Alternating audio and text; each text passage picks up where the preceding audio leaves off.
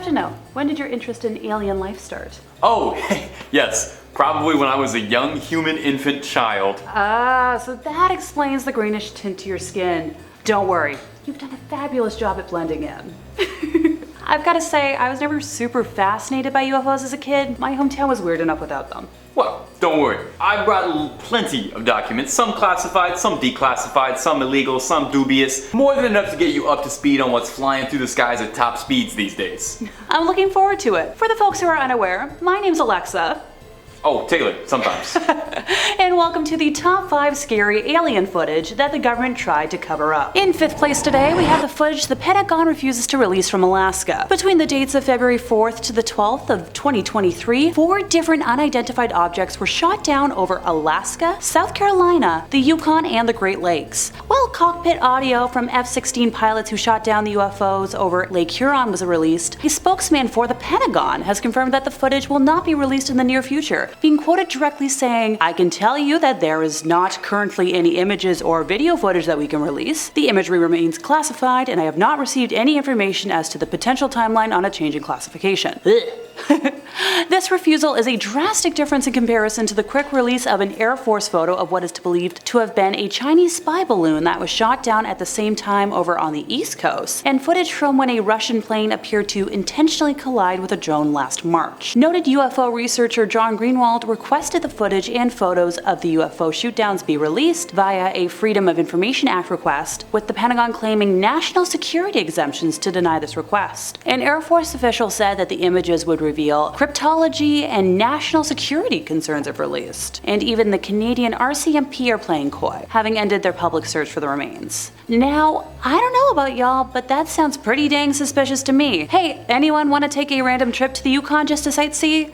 Totally not to recover UFO debris or anything suspicious. Number 4, the observatory. In 2007, astronomer Alberto Meyer, living in Busta Arezizo, Italy, and I butchered that pronunciation, made an incredible discovery, almost completely by accident, which is where most scientific progress gets made. He was adjusting the focus of his telescope when he spotted and tracked a UFO as it flew across the surface of the moon. Now the video shows the portions of the moon that he was focused on in close-up mode while tracking a solid black object as it flew over the surface of the moon. And look, I could just describe what is going on in this video, but I could also let you get your peepers on it and let you decide for yourself. They say a picture is worth 1,000 words, so here's roughly 24,000 words worth of context. Take yourself a look. Pretty weird, huh? That round black object is tracked as he catches just after it passing the Wallace crater, and yeah, this is how I'm learning that parts of the moon were named. I didn't know there was moon geography. It hovers and hesitates before making a sudden change of path at an exact 45-degree angle. Take your protractor out. The precision and control is what's giving people pause, you know? It seems to move as if it's being controlled, and with such mechanical dominance that it seems like it has to be something that's being intentionally driven, and not just a strange rock floating through the stars, or, I'm gonna be honest, a bug crawling on the lens, which is what I thought it might be. Now, commenters on the video, because this thing went viral when it got posted, pointed out that the object does not decrease in size at all, suggesting that the object isn't close to the moon, and rules out the theory that this is a shadow on the surface of the moon from a large object overneath.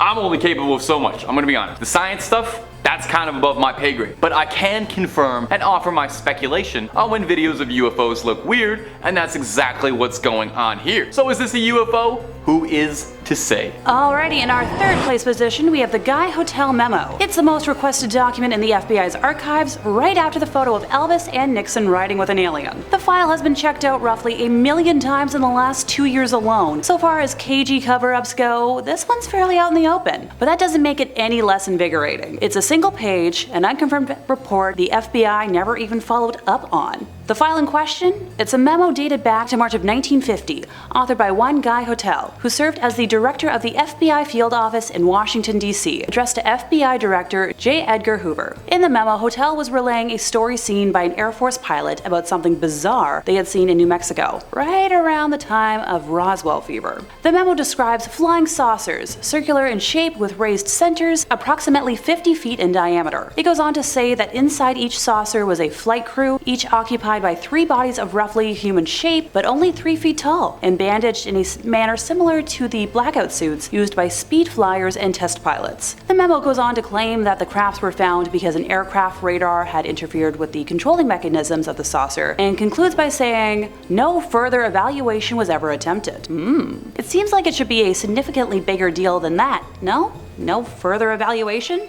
That's fine. Someone in the Air Force claims that they saw a series of flying saucers, piloted by tiny men in shiny spacesuits not even 3 years after the Roswell incident, set New Mexico news stations ablaze. But hey, it's probably nothing. At least there's some comfort in knowing that the government has always behaved like this when it comes to investigating and reporting on possible UAP and UFO sightings. Now, admittedly, there's no footage or photography of the incident to speak of, and it's a bit more government-approved hearsay. Whatever was seen on that day could have been something huge, or it could have been bogus. I suppose we'll never know, but it is worth mentioning that Project Blue Book was launched not even 2 years later, investigating UFO sightings in the Air Force, so that's all I'm gonna say on the subject. Number 2, the Ryan Graves Report. Lieutenant Ryan Graves is a studied Air Force pilot. If you're a super big UFO enthusiast, you might even recognize the name. He's an FA-18 Super Hornet pilot who has flown the skies for 10 years and has seen countless UFOs in his time flying for the Navy, seeing all manner of things he couldn't explain. He spoke out saying, "These things would be out here all day. Keeping an aircraft in the air requires a significant amount of energy with the speeds we observed, and 12 hours in the air is about 11 hours longer than we'd expect."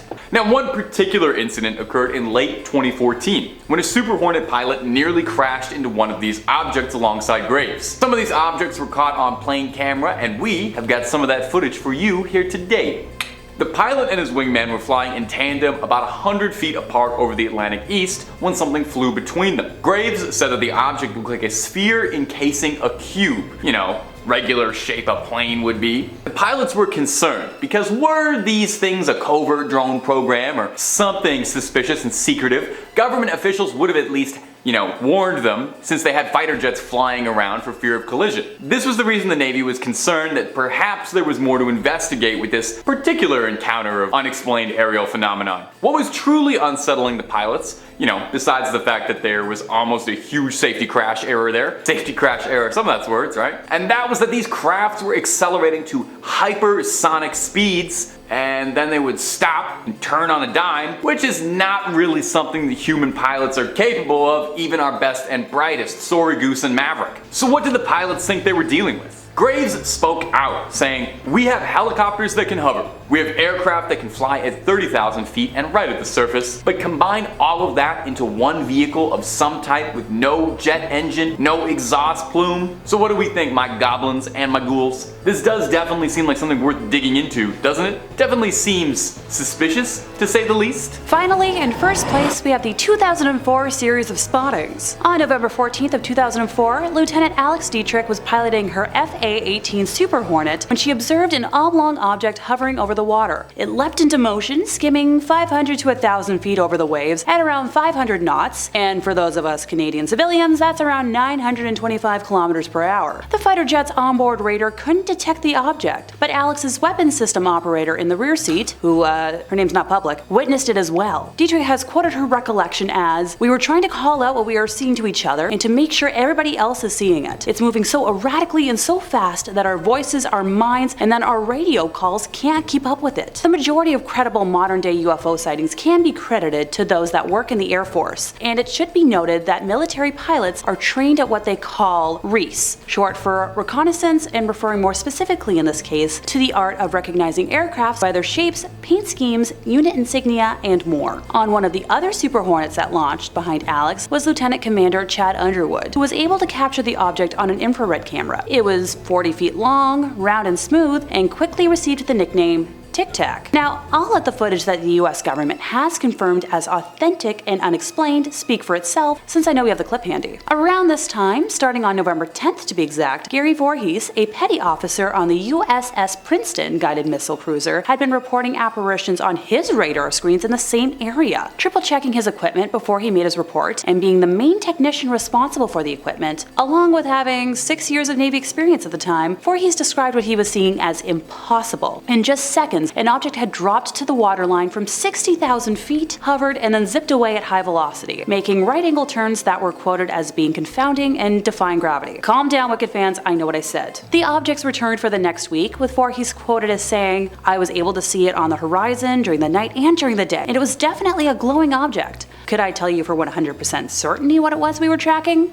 No. Now, footage of this event used to exist, with Gary being able to vividly describe his memories, but has since been completely scrubbed from the internet. Now, where have I heard that before? And there we have it, folks. That's the end of today's list. I have to admit, while I might be slightly more convinced about UFOs, or if I want to use the updated term, UAP, unexplained aerial phenomena existence, I'm not about to drag out my elementary school telescope and spend tonight staring at the sky. You're in luck, because with the top 5, you don't even need a telescope. We got all the alien footage right here, and we'll see you around, provided neither of us get thrown into the back of a Men in Black's vans for spilling government secrets.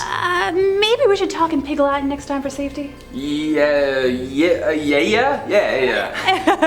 Anyhow, make sure to tell us in the comments if we should know about any other significant discoveries, and don't forget to like, subscribe, and hit the bell for more from us here at Top 5 Scary Videos. Do you want me to do this one too?